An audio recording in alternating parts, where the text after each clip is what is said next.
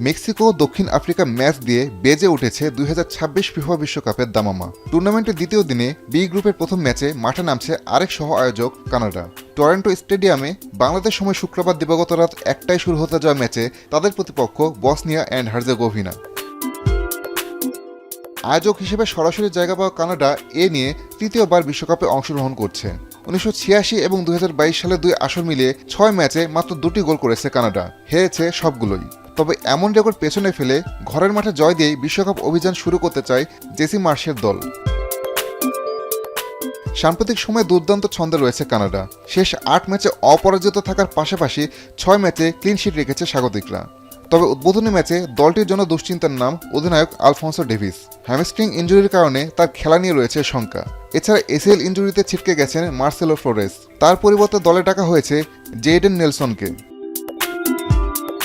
অন্যদিকে ইতালিকে টাইব্রেকারে হারিয়ে নিজেদের দ্বিতীয় বিশ্বকাপে অংশগ্রহণ নিশ্চিত করেছে বসনিয়া অ্যান্ড হার্জেগোভিনা।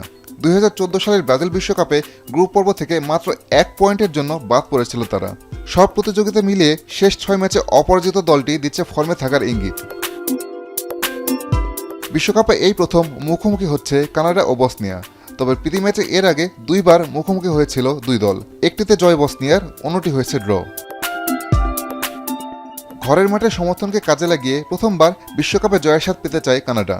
অন্যদিকে ফুটবলের সবচেয়ে বড় মঞ্চে নিজেদের সামর্থ্যের প্রমাণ দিতে প্রস্তুত Bosnia and Herzegovina. Asaduzzaman Liton, এখন।